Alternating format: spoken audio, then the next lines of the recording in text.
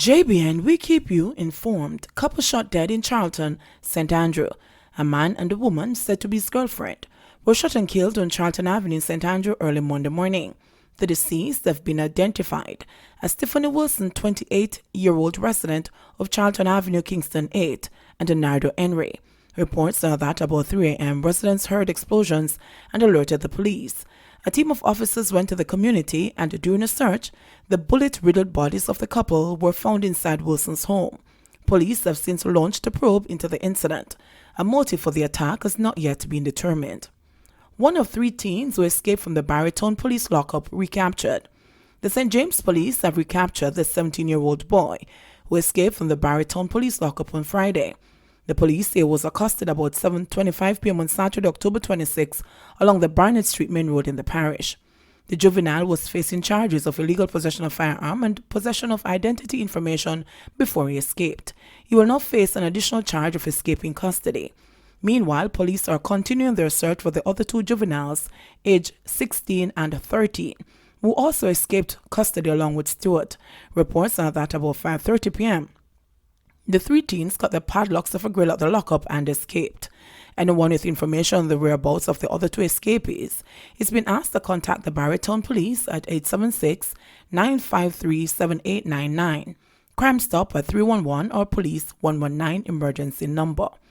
Disabled woman fumes over treatment at family court. A disabled woman is fuming after she was again forced to wait over an hour to enter the family court building in downtown Kingston. Karen Thomas says the situation at the Duke Street-based building is compounded by the fact that the bathrooms do not have facilities that make them accessible to persons like her who are confined to a wheelchair. Thomas said her ordeal yesterday lasted close to 90 minutes, but indicated that long delays to enter the court have become the norm for her. It is not a facility for wheelchair persons. It's the same procedure every time I go there, she disclosed.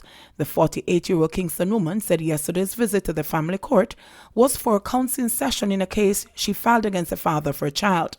She said when she got there, court employees provided a ramp that took her to the front door, and that's where her dilemma began.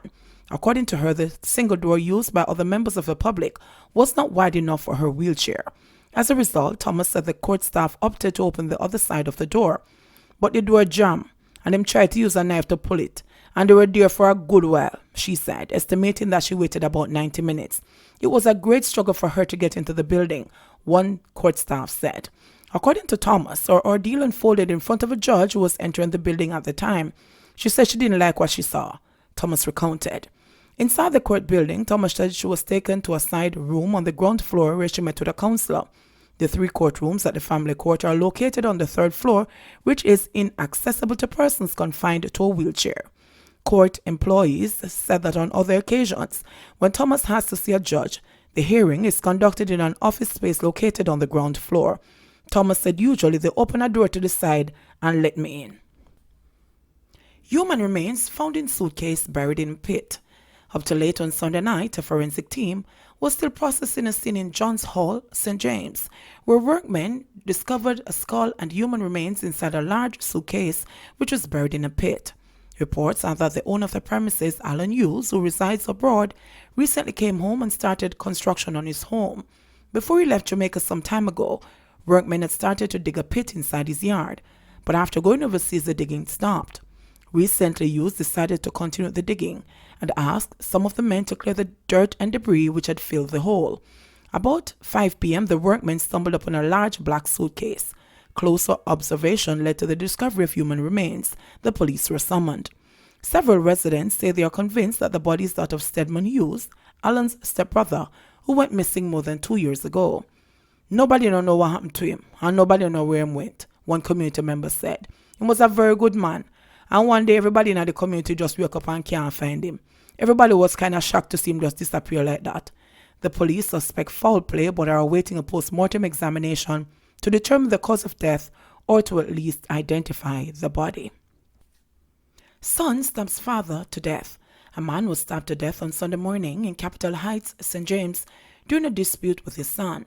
The dead man has been identified as 54-year-old Archer Luke Scarlett, unemployed, of Harris Close in Capitol Heights, Green Pond. His 38-year-old son has been taken into custody. The police reported that shortly after 8:30 a.m., an argument developed between Scarlett and his son at their home.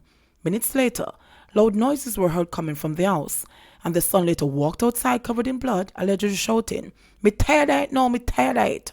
He informed the neighbors that he had stabbed his father and they should call the police. He then walked from the yard. The police were called, and upon their arrival, Scarlett was discovered lying on his back inside a bedroom with multiple stab wounds to his upper body. The scene was processed and the body and the murder weapon, a large kitchen knife, were later removed from the scene. The son later handed himself over to the police and reportedly confessed to killing his father. A resident who gave his name as Danny said that he had known Archer for years.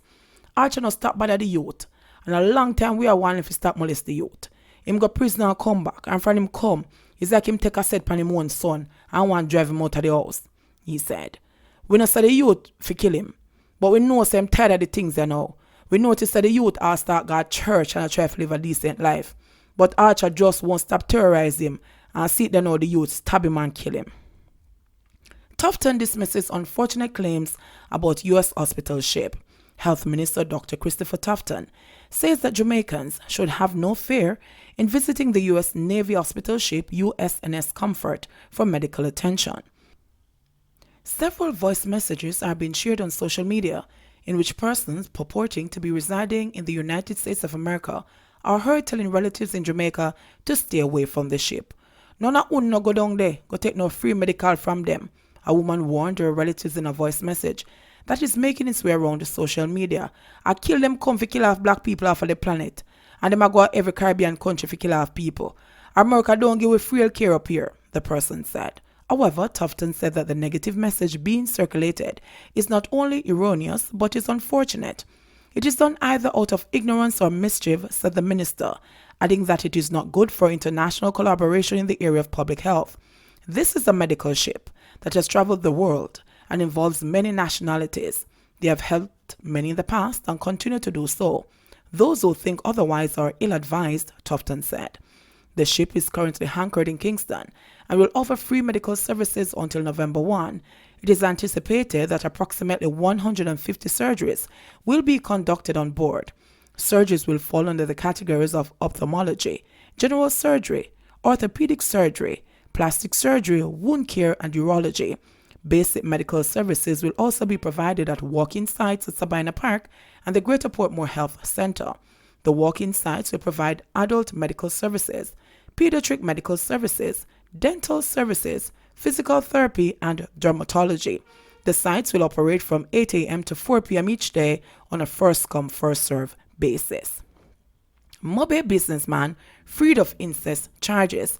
The St. James Circuit Court has freed Montego Bay businessman Patrick Chung of indecent assault and incest charges in relation to accusations that he had sex with a woman over a 9-year period, beginning in 1976 when she was 13 years old. Chung, who is now 78 years old, was charged in January 2012 with 11 counts of sexual assault. However, days before the trial commenced, the prosecution abandoned 4 of the charges, and the trial proceeded on 4 counts of indecent assault and 3 counts of incest. According to a release from Chung's attorney at Firm Law, the court yesterday ruled that the prosecution failed to produce the evidence necessary to prove allegations of sexual assault brought against the defendant, and as a result, the jury found him not guilty on all charges. The trial commenced on October 7 after the Supreme Court, while accepting that there had been extraordinary delay over 30 years, ruled on April 4 that the trial should proceed, but that the case should be disposed of no later than the end of 2019, the release said. It was later revealed in May that Chung was not, in fact, the biological father of the defendant, after the prosecution applied to the court for a DNA test to be undertaken to confirm the relation between the two. The attorney said Chung, who is now failing health, has always maintained his innocence. He has expressed his relief at the verdict, which has brought to an end the agony he has had to undergo. He has specifically expressed thanks to his biological children, other family members and friends for their support and a demonstration of confidence in his innocence, as well as his legal team for their persistence and commitment in putting forward his defense, the release added. Government must be held accountable for its failing economic program, says Golding. People's National Party PNP spokesman on finance, Mark Golding, says citizens should hold the government accountable for what he says are the major economic management failures now taking place in the country. The issue, he said, has left taxpayers with higher debt service obligations and to find more money to pay for light bills, energy, and other essential imports. Golding attributed to instability in Jamaica's foreign exchange market, with a severe shortage of supply of US dollars, despite the Bank of Jamaica (BOJ) selling US $50 million of the country's international reserves to the commercial banks over the past 7 days.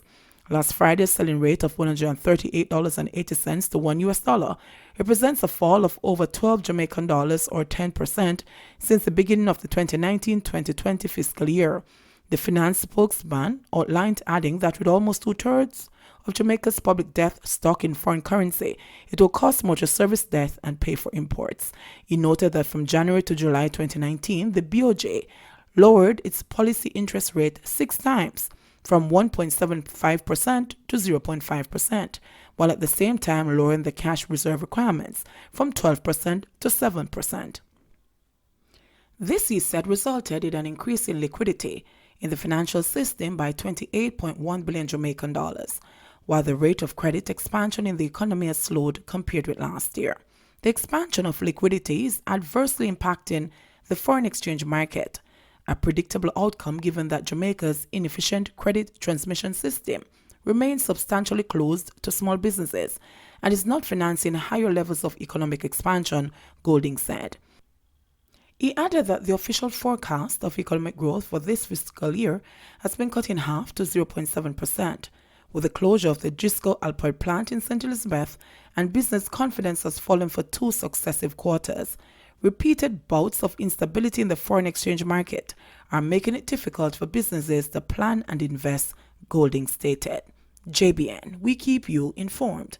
Please remember to like, subscribe, share, leave us a comment, and click the notification bell to receive our daily news updates.